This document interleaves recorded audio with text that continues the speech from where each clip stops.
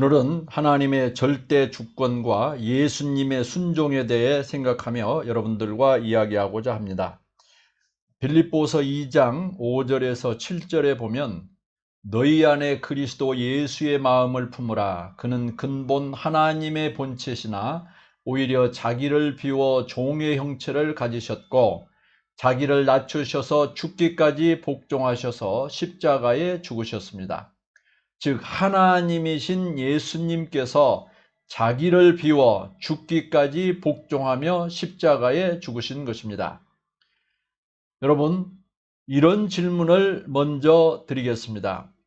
예수님은 왜 십자가를 지셨습니까?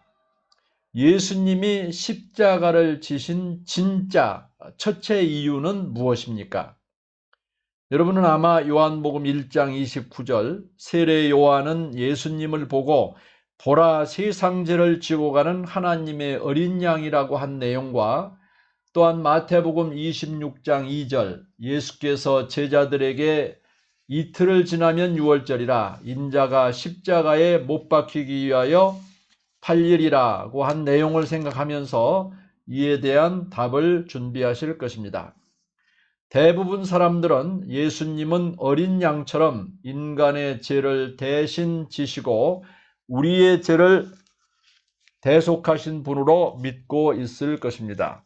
네, 이것도 진리이고 맞습니다.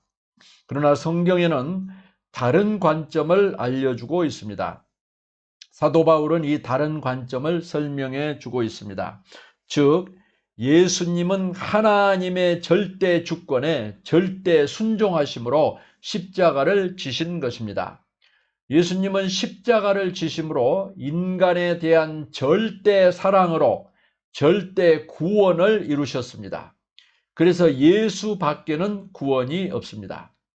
그러나 그 인간 구원이 가능하기 위해서 먼저 하나님께 절대 순종을 하심으로 하나님의 절대 주권을 확립하신 것입니다. 예수님의 십자가의 죽으심에 대해서 바울 사도는 하나님과의 관계를 먼저 말씀하고 있는 것입니다. 즉 하나님께 예수님은 절대 순종을 하심으로 하나님과의 관계가 확립되니 인간을 향한 하나님의 구원의 역사는 시작될 수가 있었다는 것입니다. 그러면 예수님의 순종은 무엇을 위한 절대 순종이었습니까? 여러분, 모든 인생과 모든 우주 만물에게 가장 중요한 명제는 하나님의 절대 주권입니다. 하나님의 절대 주권이란 하나님께서 모든 것을 통제하시고 지배하시는 권한인데요. 즉 하나님께서 우주 만물과 모든 인류를 보존하기 위해 그의 소유권, 통치권, 사용권을 가지고 다스리시는 권한입니다. 이 하나님이 하나님 되심, 인간이 하나님을 절대 주권의 하나님으로 인정하고 믿는 일이 가장 중요한 것입니다. 우리는 하나님의 인도와 계획에 따라 살아가며 하나님의 뜻을 따르는 것이 최선의 선택이 되는 것입니다. 셋째, 성경은 하나님의 절대 주권에 대한 불순종과 그에 대한 형벌과 저주에 대해 말씀하고 있습니다. 첫 번째, 루시퍼라고 하는 천사장이 있었는데 하나님의 주권에 불순종하였습니다. 그는 하늘에서 쫓겨나는 징벌을 받았고 추락해서 사탄 즉 악령과 마귀의 우두머리가 되어 악한 공중 권세를 잡고 있습니다. 둘째, 첫사람 아담과 하와는 하나님의 명령을 어김으로 하나님의 절대 주권에 불순종했습니다. 물론 숨어 들어와서 뱀의 모습으로 나타난 사탄에게 속았기는 하지만 자유의지를 가지고서 끝내 하나님의 절대 주권에 불순종했고 결국 에덴 동산에서 추방당함으로 징벌을 받았습니다. 셋째, 창세기 6장에 가면 노아의 홍수 사건이 나옵니다. 지면의 모든 사람들이 하나님의 절대 주권에 대한 끝없는 도전을 하고 있습니다. 하나님께서 가슴 아파하는 내용이 있는데요. 창세기 6장 5절에서 7절에 보면 여호와께서 사람의 죄악이 세상에 가득함과 그의 마음으로 생각하는 모든 계획이 항상 악할 뿐임을 보시고 땅 위에 사람 지으셨음을 한탄하사 마음에 근심하시고 내가 창조한 사람을 내가 지면에서 쓸어버리겠다고 하십니다. 그리고 실제로 홍수로 징벌하셨습니다. 인간들이 죄악을 행하고 그 마음의 생각들이 악하면, 즉 하나님의 절대 주권에 불순종하면 하나님의 심장에 눈물이 고이고 그 마음에 찢어지는 아픔이 있다는 것을 알려주시고 계십니다. 또한 홍수로 심판하고 쓸어버리는 징벌을 할 수밖에 없었습니다. 그런데 홍수로 사람들을 이렇게 쓸어버렸으면 이제 모두가 정신을 차리고 하나님께 돌아와 순종해야 하지 않겠습니까? 넷째, 그런데 바로 창세기 11장에 바벨탑 사건이 나옵니다. 인간들이 모여서 바벨탑을 하늘 끝까지 쌓으면서 하나님의 권세에 도전하고 불순종하고 있습니다. 결국 그들도 하나님께서 언어를 혼잡하게 하셨고 각 방향으로 흩어지게 하여 징벌하셨습니다. 다섯째, 하나님은 아브라함을 불러서 하나님의 절대 주권에 순종하고 하나님의 영광을 드러내는 민족 하나를 선택하셨습니다. 그리고 그들을 롤 모델로 삼아서 모든 이방인들에게 모범이 되도록 했습니다. 그러나 우리는 또 처참한 그 후손의 역사를 봅니다. 출애굽하여 광야에서 40년 동안 방황하던 하나님의 백성들도 원망하며 불평하며 하나님의 절대 주권에 다 거역을 했습니다. 그러니 민수기 14장 11절에 이 광야 사건에서 우리 아버지 하나님의 탄식하는 말씀이 들려오고 있는 것입니다. 여호와께서 모세에게 이르시되 이 백성이 어느 때까지 나를 멸시하겠느냐? 내가 그들 중에 많은 이적을 행하였으나 어느 때까지 나를 믿지 않겠느냐? 하나님은 모세를 통해 노예 생활에서 출애굽하게 하셨고 그리고 홍해를 가르시고 반석에서 생수도 주시고 새벽마다 만나를 주시고 밤에는 불기둥을 세워 따뜻하게 해주시고 낮에는 구름기둥으로 덥지 않게 해주시고 밤낮으로 돌보아 주셨습니다. 그러나 이스라엘 백성들은 감사가 없고 원망과 불평뿐이었고 하나님을 믿고 따르지 않았습니다. 이를 하나님은 멸시를 받으시고 모멸을 당하셨다고 하신 것입니다. 그리고 민수기 14장 12절에 내가 전염병으로 그들을 쳐서 멸하겠다고 하십니다. 하나님은 하나님을 절대 주권의 하나님으로 섬기지 않을 때에 얼마나 멸시를 당하시고 모멸을 당하셨을까요? 오죽하면 노아 홍수로 쓸어버리시고 전염병으로 치셨겠습니까?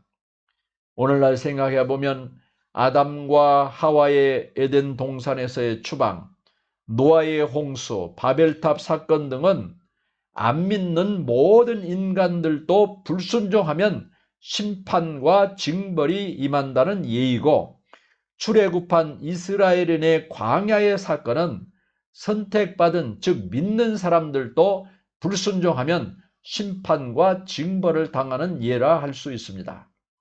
이런 일을 보면 인간들은 하나님께로 돌아와서 하나님의 말씀에 순종해야 하지 않겠습니까?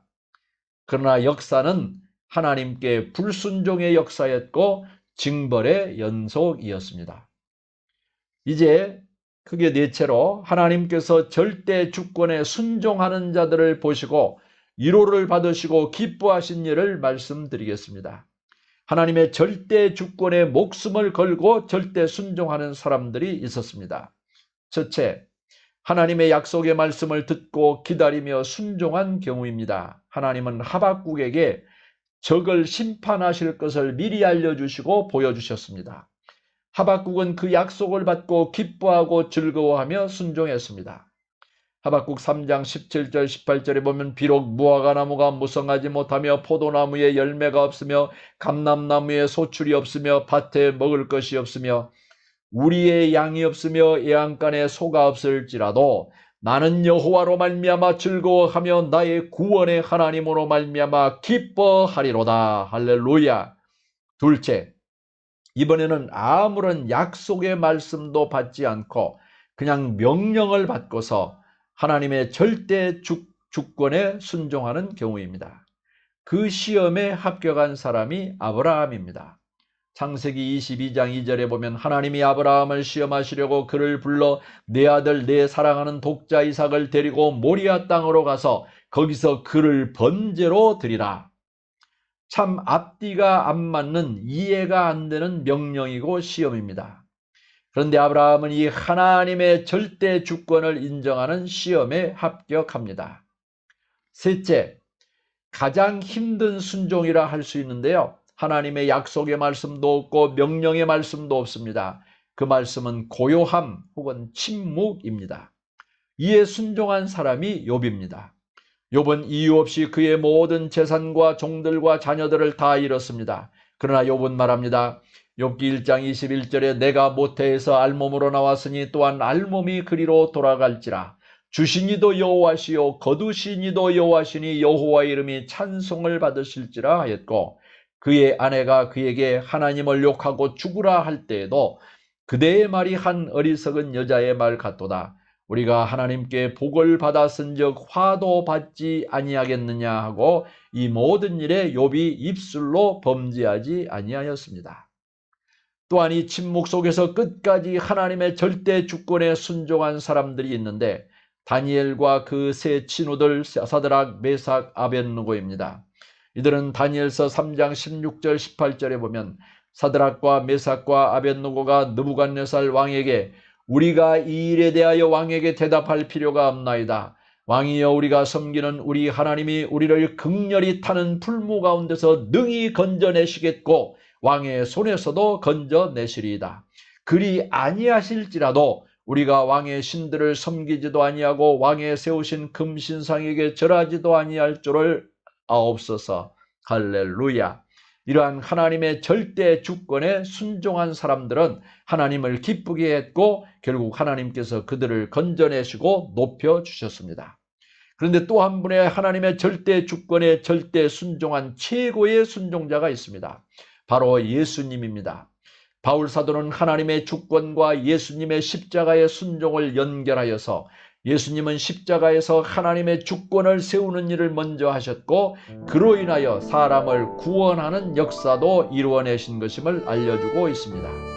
이 예수님이 중보자가 되시고 구원자가 되시고 승리자가 되셨습니다. 예수님의 부활은 이 승리의 사실을 증명해 보여주고 있습니다. 오늘 빌립보서 2장 9절 이하는 이러므로 하나님이 그를 지극히 높여 모든 이름 위에 뛰어난 이름을 주사 하늘에 있는 자들과 땅에 있는 자들과 땅 아래에 있는 자들로 모든 무릎을 예수의 이름에 꿇게 하시고 모든 입으로 예수 그리스도를 주라 시인하여 하나님 아버지께 영광을 돌리게 하셨느니라. 하나님의 절대 주권은 하나님의 본성과 신성의 근간을 두고 있습니다. 예수님은 하나님의 절대 주권에 순종하며 인류를 구원하기 위해 십자가에서 죽기까지 순종 복종하신 것입니다. 우리도 하나님의 절대 주권에 절대 순종하며 살아야 함을 깨닫습니다. 이것이 하나님을 기쁘시게 하는 일이며 하나님께 영광을 돌리는 삶이 될 것임을 확신합니다. 우리 주님 예수 그리스도의 은혜와 평강이 여러분들과 함께 하시기를 기원합니다. 아멘.